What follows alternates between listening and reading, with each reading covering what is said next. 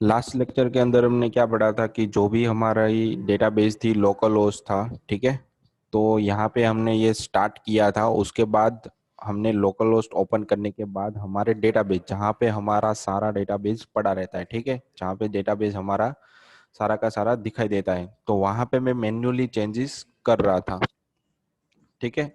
तब मुझे क्या करना है कि जो भी चीज आप वहां से चेंजेस कर रहे हो, ठीक है, वो आपको वहां से नहीं करनी। आपको आपके जो टेबल बनाया गया है, ठीक है, टेबल दिया गया है, ठीक है, तो उस टेबल को आपको यहाँ से जो सेल दिया गया, ठीक है, सीएमडी, मतलब सीएमडी के मदद से आपको कौन से कमांड्स वहां पे लगाने जिसकी मदद से आप टेबल बना सकते हो, डेटाबेस बना सकते हो, वहां से डेटा इंसर्ट करवा सकते हो। तो पहले क्या होता था कि जो भी आपकी क्वेरी थी वो सारी सीएमडी के थ्रू लगती थी, ठीक है। तो पीएचपी में एडमिन जब से आए तब सारा डेटा वहां पर ही यूज होने लगा। तो सीएमडी के अंदर आप किस तरीके से क्वेरी को, मतलब डेटाबेस को यूज कर सकते हो, ठीक है, तो वो मैं आज आज के लेक्चर के अंदर आपको बताने वाला हूँ, ठीक है। तो यहाँ पे आपको क्या करना है कि जैसे आपको जेम के अंदर ये अपाचे और माइस्क्यूल दोनों स्टार्ट कर देना है, और यहाँ पे आपको जाना है सेल के अंदर। जैसे ही आप यहाँ पे सेल पे क्लिक करोगे तो आपको एक कमांड प्रॉम्प्ट इस तरीके से दिखेगी, ठीक है। फिर यहाँ पे आपको क्या लिखना है कि एक कमांड लिखना है जिसकी मदद से आपका जो भी डेटाबेस के अंदर, मतलब पीएचपी माई एडमिन के अंदर जो भी आपका डेटाबेस था, जो भी अपनी फंक्शनलिटी थी, वो सारी यहाँ पे आपको मिल जाएगी। उसके लिए आपको यहाँ पे क्या करना पड़ेगा, माई एसक्यूएल -h, और यहाँ पे लिखना है लोकल होस्ट -u, और यहाँ पे लिखना है रूट। मतलब ये यूजर नेम हो गया और ये आपका होस्ट हो गया, ठीक है। तो -h मतलब क्या होता है कि लोकल होस्ट, मतलब आपका लोकल सर्वर कौन सा है, और आपका यूजर नेम क्या है। पासवर्ड तो हम माइस्क्यूल के अंदर डेटाबेस के अंदर जाने के लिए देते नहीं है। जैसे आप इंटर दोगे तो आपका जो भी डेटाबेस होगा वो आपको यहाँ पे दिखाई देगा, ठीक है। तो जैसे आपने यहाँ पे इस तरीके से दिया, तो देखो आपका welcome to MariaDB monitor, मतलब आपका जो भी डेटाबेस यूज कर रहे हो, ठीक है, वो कौन सा है, मारिया डीबी नाम का पीएचपी डेटाबेस है, ठीक है। तो यहाँ पे उसकी आईडी भी दी है, कनेक्शन किस तरीके से, उसका वर्जन भी यहाँ पे दिया है, कब से कब तक वो ओरेकल के अंदर चल रहा है वो भी आपको दिया, और उसकी कमांड भी यहाँ पे आपको दी गई है, ठीक है। तो यहाँ पे सारे कमांड आपको दे दी गई है। हेल्प के लिए आपको /h लिखना है, ठीक है। अब जो जितने भी मेरे डेटाबेसेस है वो मुझे सारे देखने हैं, मतलब मैंने जो हमारे डेटाबेस, मतलब पीएचपी एंड माई एडमिन के अंदर जितने डेटाबेस बनाए हैं वो सारे के सारे डेटाबेस मुझे यहाँ पे देखने हैं, ठीक है। तो उसके देखने के लिए मुझे यहाँ पे क्या लिखना पड़ेगा, शो डेटाबेस, ठीक है। यहाँ पे लिखना है शो डेटाबेसेस, ठीक है। तो ये जैसे ही कमांड आप लिखोगे तो आपको जितने भी डेटाबेस आपके टेबल के, मतलब आपके पीएचपी माई एडमिन में होंगे, वो सारे के सारे यहाँ पे दिखाई देंगे। अब इसके अंदर के जो भी टेबल्स है वो देखने हैं, या फिर उसके अंदर जो भी डेटा आपको क्वेरी डालनी है, डेटा इंसर्ट करवाना है, अपडेट करवाना है, तो सारी चीजें परफॉर्म करने के लिए आपको क्या करना पड़ेगा, किसी भी एक डेटाबेस को यूज करना पड़ेगा। मतलब आपको क्या करना पड़ेगा, हमने क्या बनाई थी, बीसीए कॉलेज नाम का डेटाबेस बनाया था, उसको यूज करना है। तो मुझे यहाँ पे लिखना पड़ेगा यूज कॉलेज BCA, ठीक है। और जैसे ही सेमीकोलन दूंगा, ठीक है, तो वो यहाँ पे देखो नन लिखा है ना, वहाँ पे हमने कभी किसी भी तरीके का कोई भी डेटाबेस सिलेक्ट नहीं किया, तो ये कॉलेज BCA नाम का डेटाबेस यहाँ पे आ जाएगा, ठीक है। अगर आप यहाँ पे किसी भी तरीके की कमांड में गड़बड़ी कर रहे हो, ठीक है, यहाँ पे आपने इस तरीके से लिख दिया पर यहाँ पे तो किसी भी तरीके का डेटाबेस है ही नहीं, तो क्या दे देगा वो आपको, एरर दे देगा भाई, अननोन डेटाबेस, मतलब इस नाम का डेटाबेस यहाँ पर नहीं है, ठीक है। तो यहाँ पे आपको क्या लिखना है, यूज डेटाबेस, और यहाँ पे लिखना है BCA। जैसे ही सेमीकोलन करके आप लिखोगे तो देखो आपका डेटाबेस यहाँ पे क्या मैसेज दे रहा है आपको कि डेटाबेस चेंज, मतलब आपका डेटाबेस यहाँ पे देखो सिलेक्ट होके आ रहा है कॉलेज BCA, ठीक है। अब आपको क्या करना है कि जो भी आपने डेटाबेस सिलेक्ट किए है उसके अंदर कौन से टेबल है वो आपको देखने हैं। तो उसके लिए कमांड यहाँ पे आती है शो टेबल्स, ठीक है। जैसे ही आप एंटर दोगे, शो टेबल्स लिखोगे, तो जितने भी टेबल उसके अंदर होंगे वो आपको यहाँ पे मिल जाएंगे, प्रोडक्ट और स्टूडेंट के फॉर्म में, ठीक है। अब स्टूडेंट और प्रोडक्ट के अंदर जो भी आपको दिखाई दे रहा है, मतलब प्रोडक्ट के अंदर कितनी फील्ड्स है, कितनी कॉलम है, उसके डेटा टाइप्स क्या है, कितनी लेंथ है, ठीक है, उसके अंदर कौन कौन से डेटा है, वो सारे देखने के लिए आपको यहाँ पे क्या लिखना पड़ेगा कि जैसे आपने यहाँ पे प्रोडक्ट लिखा है, ठीक है, तो यहाँ पे आपको क्या लिखना पड़ेगा, प्रोडक्ट लिखा है तो वहाँ पे आपकी उसकी जो डेटा टाइप है वो लिखने के लिए डिस्क्राइब प्रोडक्ट लिखना पड़ेगा। क्या लिखना पड़ेगा, प्रोडक्ट डिस्क्राइब प्रोडक्ट। जैसे आप एंटर दोगे तो प्रोडक्ट के अंदर कितनी फील्ड है, तो 2 फील्ड है, प्रोडक्ट आईडी, प्रोडक्ट नेम। उसकी टाइप क्या है, तो प्रोडक्ट आईडी की टाइप यहाँ पे इंटीजर और उसकी लेंथ कितनी है 10। ये नल हो सकता है कि नहीं होता, हो सकता तो उसके लिए यस दिया है कि नल नहीं होना चाहिए, कि उसकी प्राइमरी की नहीं है, डिफॉल्ट वैल्यू नल है बाय डिफॉल्ट। ठीक है, तो इस तरीके से हम उसको डिफाइन कर सकते हैं। मतलब उसका जो डिस्क्रिप्शन, उसका जो स्ट्रक्चर वो हमें यहाँ से ही पता चल जाएगा भाई उसके अंदर कौन कौन सी फील्ड है, उसका डेटा टाइप क्या है। ठीक है, ठीक है, वो सारी चीज़ें हमें यहाँ से पता चल जाएगी। अब मुझे स्टूडेंट का भी देखना है तो मैं यहाँ पे क्या कर सकता हूँ, डिस्क्राइब। ठीक है, यहाँ पे मैं लिख सकता हूँ स्टूडेंट्स। जैसे मैं स्टूडेंट लिखूंगा तो उसका भी टेबल मुझे यहाँ पे दिखाई देगा कि उसके अंदर कितनी फील्ड है, कितने टाइप से, उसकी कितनी नल्स, वो कौन कौन से डेटा नल डाल सकते हैं नहीं डाल सकते, तो वो सारी चीज़ें हमें यहाँ पे दिखाई देगा। ठीक है, तो इस तरीके से हम स्टूडेंट्स और प्रोडक्ट के टेबल के अंदर जो भी फील्ड है वो हमें यहाँ पे दिखाई देगी। ठीक है, अब मुझे क्या करना है कि उसके अंदर, मतलब इसके अंदर जो टेबल मुझे दी गई है जो स्टूडेंट और प्रोडक्ट, तो उसके अंदर जो जो डेटा है वो मुझे चाहिए। तो उसके लिए मैंने आपको क्या बताया था कि सिलेक्ट की क्वेरी आपको लिखनी पड़ेगी। सिलेक्ट की क्वेरी लिखने के लिए यहाँ पे लिखना पड़ेगा सिलेक्ट स्टार फ्रॉम स्टूडेंट्स। ठीक है, जैसे आप स्टूडेंट्स पे क्लिक करोगे तो ऑटोमेटिकली जितने भी फील्ड आपको दिखेगी वो यहाँ पे ऑटोमेटिकली आ जाएगी। ठीक है, उसके बाद आपको प्रोडक्ट के अंदर जो डेटा हो वो भी देखना है तो आपको वापस लिखना पड़ेगा सिलेक्ट स्टार फ्रॉम प्रोडक्ट। ठीक है, जैसे आप प्रोडक्ट लिखोगे, ठीक है, जैसे आप प्रोडक्ट लिखोगे तो यहाँ पे क्या आ जाएगा,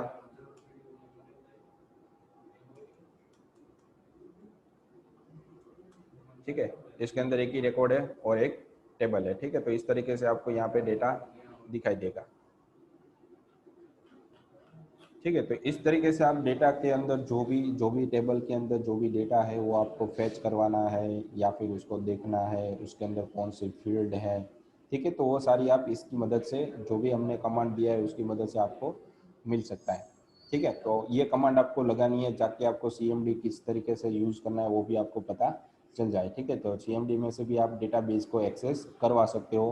ठीक है, ये दूसरा तरीका। तो सीएमडी में से आपको फैच किस तरीके से करवाना है वो मैंने आपको बता दिया। अब मुझे क्या करवाना है कि जो भी आपने यहाँ पे डेटा लिया है उसको चेंज करवाना है। मतलब जो मेरे पास प्रोडक्ट है, ठीक है, उसके अंदर मुझे बलून है, यहाँ पे मैंने लिखा हुआ है प्रोडक्ट का नाम, तो उसको मुझे चेंज करवाना है।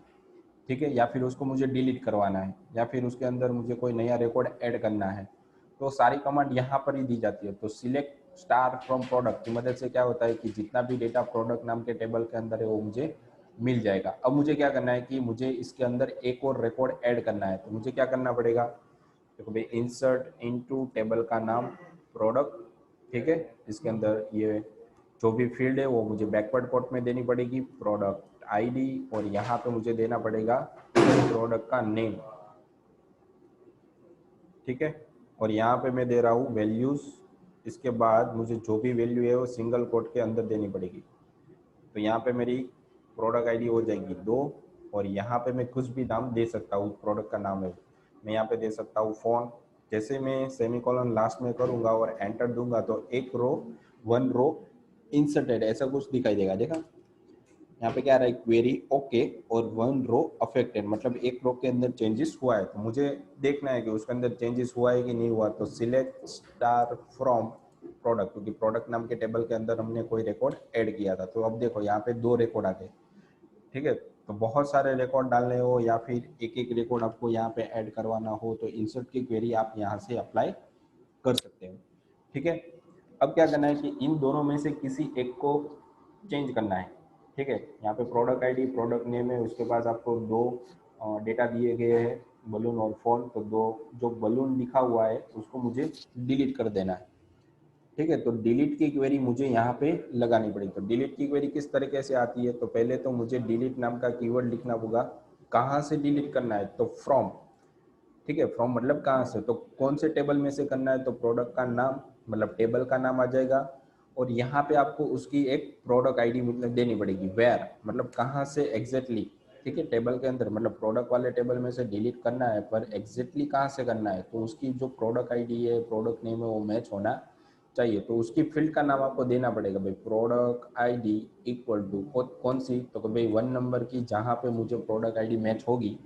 ठीक है, तो प्रोडक्ट आईडी में ढूंढेगा वो भाई कहाँ पे मुझे प्रोडक्ट आईडी 1 मिल रही है, जहाँ पर मिलेगा उसका सारी ये जो रो मिल रही है वो सारी की सारी रो वो डिलीट कर देगा। ठीक है, तो जैसे मैं एंटर दूंगा, ठीक है,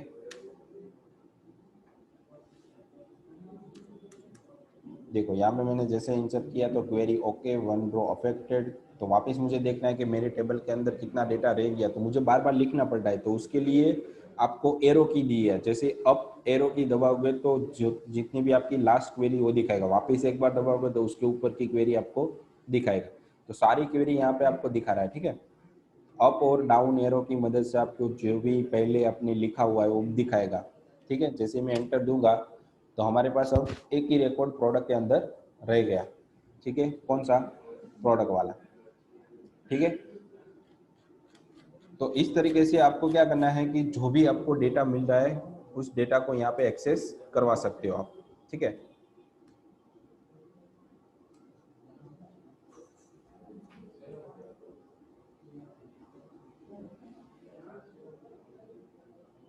ओके, यहाँ से रिकॉर्ड पूरा क्लियर नहीं हो रहा। ठीक है, मुझे यहाँ से स्क्रॉल ही करना पड़ेगा।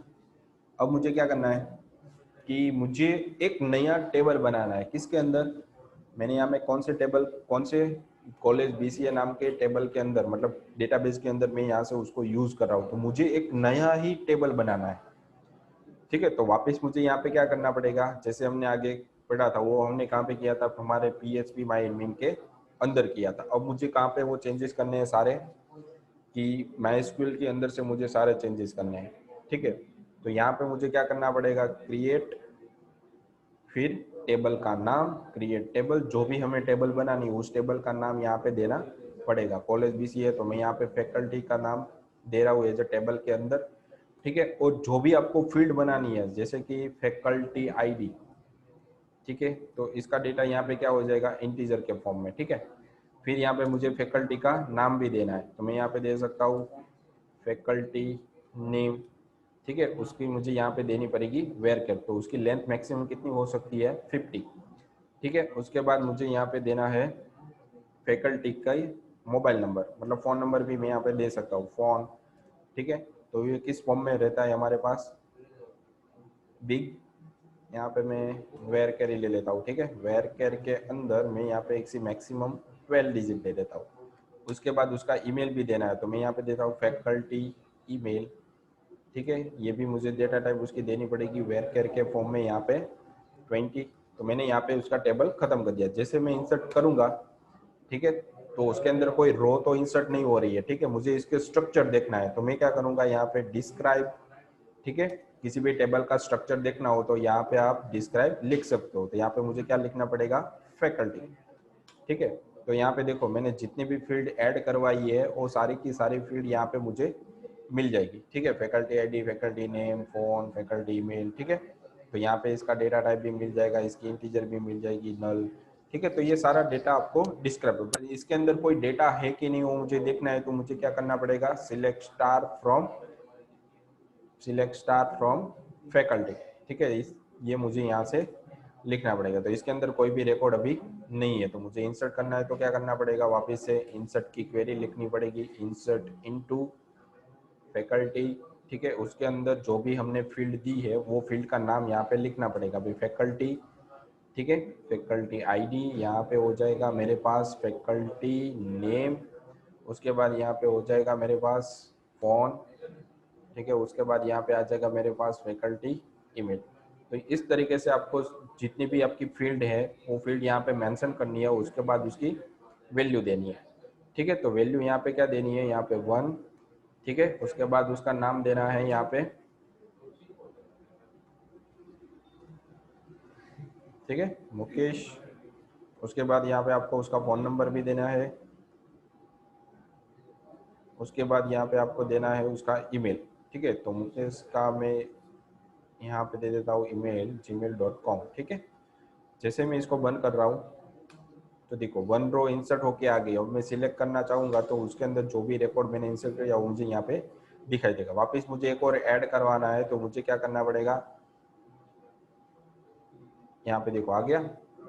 और वापस मैं क्या करूंगा कि ये इस फील्ड के अंदर मुझे कोई चेंजेस नहीं करना, मुझे सिर्फ उसकी वैल्यू के अंदर चेंजेस करना है। तो मैं यहाँ पे दे दूंगा 2, ठीक है, और यहाँ पे किसी पर्सन का नाम और यहाँ पे उसका फ़ोन नंबर,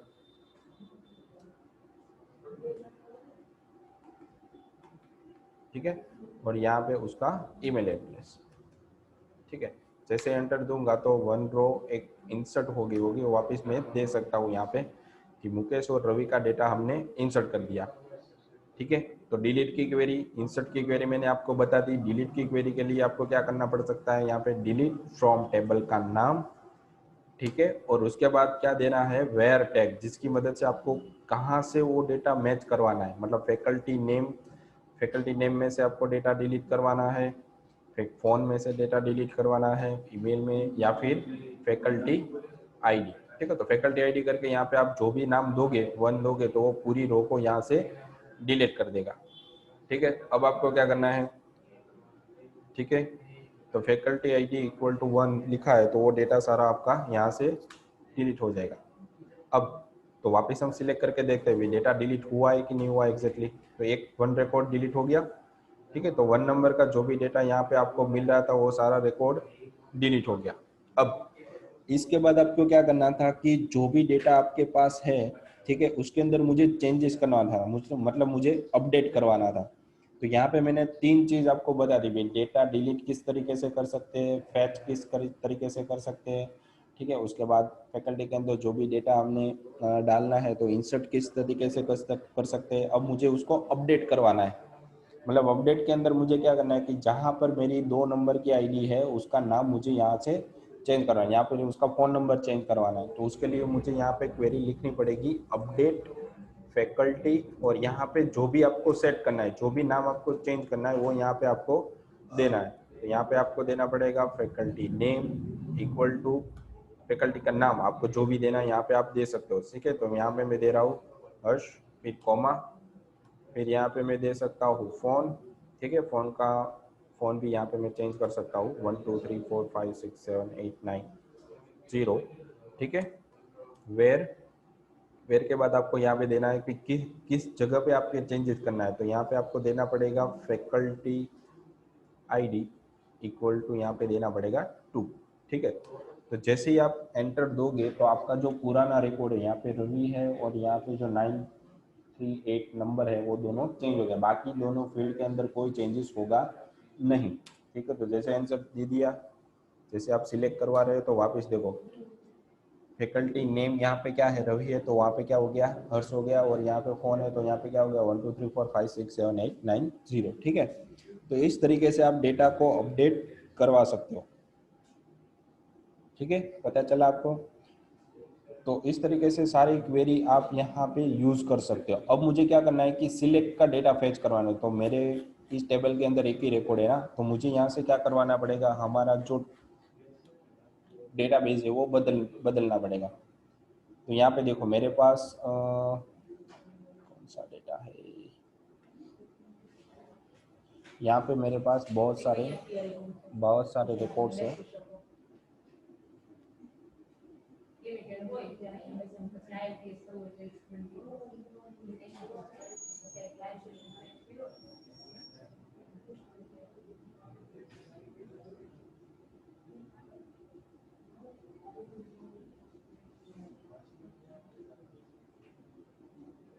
तो यहाँ पे मेरे पास ये एजेक्स, ये जो ब्लॉग लारावेल लिखा हुआ है, ठीक है, यहाँ पे इसको यूज करेंगे हम ब्लॉग लारावेल के अंदर, ओके, उसके अंदर बहुत सारा रिकॉर्ड नहीं होगा।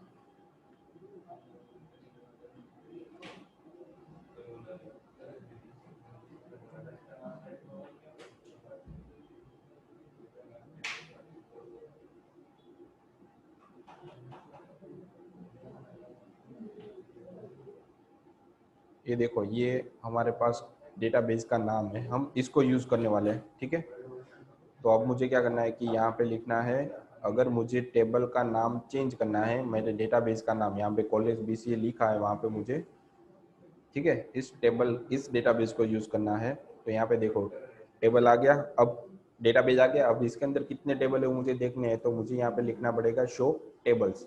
तो इसके अंदर जितने भी टेबल है वो मुझे मिल जाएंगे, ठीक है। अब मुझे इसके अंदर जो भी टेबल है उसके अंदर कितने रिकॉर्ड्स पड़े हुए हैं और उसका स्ट्रक्चर किस तरीके से है, ठीक है, किस तरीके से दिखाया हुआ है, तो मुझे देखना है। तो इसके लिए मुझे क्या करना पड़ेगा कि उसको डिस्क्राइब लिखना पड़ेगा, टेबल का नाम और उसके बाद डिस्क्राइब, ठीक है। तो मैं यहाँ पे देखो फैकल्टी यहाँ पे है, मैंने जैसे ही बनाया था टेबल वही यहाँ पे मिल गया, ठीक है। तो मैं यहाँ पे क्या कर रहा हूँ कि डिस्क्राइब, ठीक है। तो कहाँ से डिस्क्राइब करेगा, ये जो डेटाबेस का नाम था उसी के अंदर से। तो यहाँ पे मैं लिख रहा हूँ डिस्क्राइब, फिर टेबल का नाम फैकल्टी, तो उसके अंदर जितनी भी फील्ड होगी वो सारी की सारी मुझे यहाँ पे दिखाई देगी। देखो faculty ID, log type, branch ID, department, सब डिपार्टमेंट आईडी, तो बहुत सारे फील्ड इसके अंदर है। अब इसके अंदर कितने रिकॉर्ड पड़े हैं वो मुझे देखने हैं, तो मुझे करना पड़ेगा सिलेक्ट स्टार फ्रॉम फैकल्टी, ठीक है। इस तरीके से मैं लिखूंगा तो जितने रिकॉर्ड इसके अंदर पड़े होंगे वो सारे के सारे मुझे यहाँ से मिल जाएंगे। देखो यहाँ पे बहुत सारे रिकॉर्ड पड़े हुए हैं।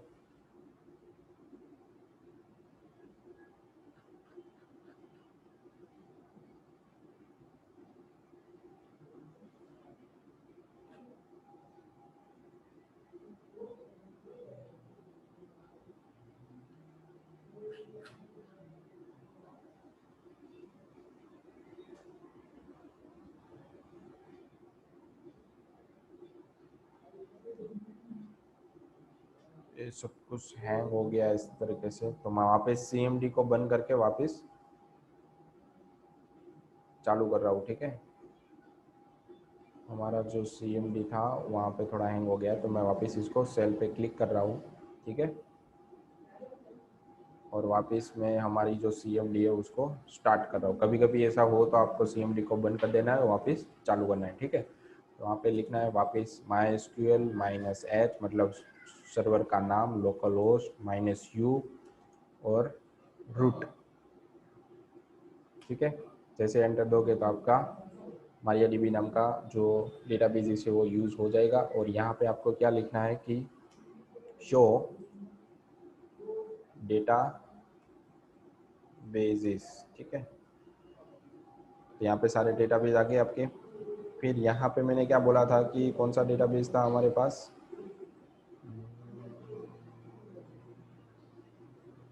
ये देखते हैं स्टार्टिंग, ओके, ये जो ई कॉमर्स का था ना इसके अंदर देखते हैं, ठीक है। तो यहाँ पे मैं लिख सकता हूँ कि यूज़ ई कॉमर्स,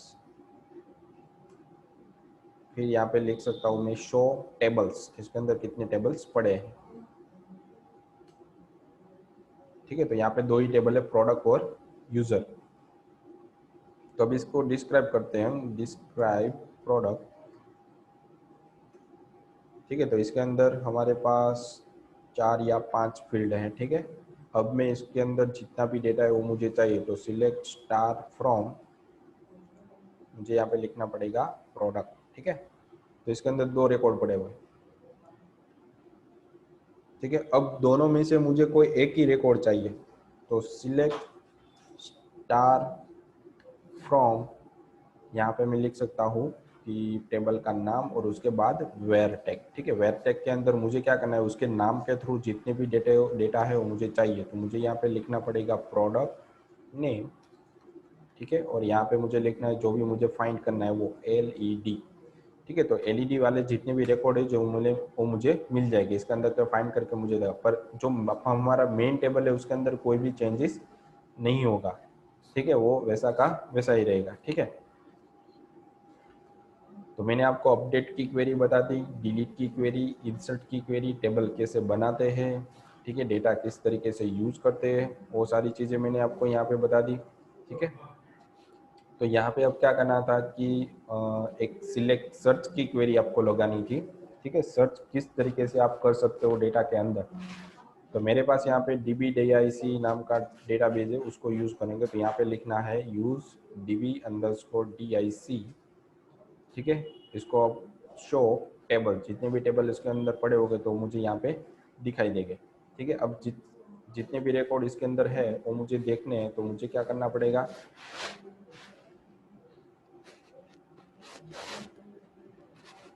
ठीक है। तो यहाँ पे मुझे क्या करना पड़ेगा कि जो भी हमें डेटा दिख रहा है उसमें से मैं समथिंग ये फ्लाइट वाला रिकॉर्ड फेच करवा रहा हूँ, देखो। ठीक है, तो यहाँ पे मैं लिख रहा हूँ डिस्क्राइब, उसके बाद मुझे लिखना है टेबल TBL अंडरस्कोर फ्लाइट। क्या लिखना है, TBL अंडरस्कोर फ्लाइट। तो इसके अंदर इतनी फील्ड दिखाई दे रही है। ठीक है, तो इसके अंदर जो भी डेटा है वो मुझे चाहिए, तो select star from TBL underscore flight. ठीक है, जैसे एंटर दूंगा तो उसके अंदर जितने रिकॉर्ड होंगे वो मुझे मिल जाएंगे, देखो। ठीक है, flight ID, flight company ID, flight type ID, flight name, तो एक दूसरे के ऊपर आ रहा है। देखो, ये हमारी फर्स्ट फील्ड है यहाँ तक, ये हमारी दूसरी फील्ड है, ये हमारी तीसरी फील्ड है। ठीक है, तो इस तरीके से आपको खुद से उस आपका डेटा ऐड करवाना है बहुत अच्छी तरीके से। ठीक है, तभी आपको पता चलेगा कि किस तरीके से हमें फाइंड करना है। तो मुझे यहाँ पे क्या फाइंड करवाना है कि जो स्पाइस जेट के अंदर जितने भी मेरे फ्लाइट्स है वो मुझे मिलने चाहिए। ठीक है, या फिर आप इस तरीके से भी फाइंड करवा सकते हो भाई, अराइवल प्लेस मतलब departure time, arrival time, total seat कितनी है। ठीक है, तो यहाँ पे मैं फाइंड करवा दूँ भाई सूरत की कितनी फ्लाइट है वो मुझे मिलनी चाहिए। ठीक है, तो मैं यहाँ पे फाइंड करवा रहा हूँ सिलेक्ट स्टार फ्रॉम, ठीक है, टेबल का नाम TBL underscore flight FLIGST where, यहाँ पे लिखना है अब आपको अराइवल प्लेस मतलब फील्ड का नाम, अराइवल प्लेस लाइक। यहाँ पे क्या लिखना है बीच में, लाइक लिखना है यार। यहाँ पे आप स्मॉल और कैपिटल दोनों में से कोई भी एक लिख सकते हो। ठीक है, उसके बाद आपको क्या करना है कि सिंगल कोट के अंदर जैसे ही आप यहाँ पे एस लिखते हो तो एस वाले जितने भी रिकॉर्ड है वो आपको चाहिए। तो स्टार्टिंग से मतलब लास्ट में आपने क्या लिखा है, देखो परसेंटेज लिखा है, तो आपको क्या करना है कि एस वाला फर्स्ट रिकॉर्ड मतलब जब भी अराइवल वाले प्लेस के अंदर आप जाओगे, फील्ड में जाओगे, कॉलम में अंदर, तो कॉलम के अंदर एस वाले जितने भी रिकॉर्ड होंगे फर्स्ट कैरेक्टर वो फाइंड करेगा। उसके बाद का रिकॉर्ड जो भी होगा उसको मेंशन नहीं करता, मतलब वो इग्नोर कर दे रहा है। तो यहाँ पे वो क्या करेगा कि जो जहाँ पर भी फर्स्ट रिकॉर्ड एस वाला होगा वो उसे मिल जाएगा। तो यहाँ पे देखते हैं, जैसे मैं एंटर दूंगा तो हमें कितने रिकॉर्ड मिलेंगे, दो, क्योंकि यहाँ पे दो ही रिकॉर्ड मैच हो रहे थे। अब मैं यहाँ पे क्या कर रहा हूँ, देखो सिलेक्ट स्टार फ्रॉम, यहाँ पे मैं एस की जगह लिख देता हूँ आर, कैपिटल आर। ठीक है, और बाद में परसेंटेज लिख देता हूँ। तो फर्स्ट रिकॉर्ड मतलब जो फर्स्ट कैरेक्टर है वही मेंशन वो करेगा। यहाँ पे समथिंग आप ऐसे लिख देते हो कि RAJ,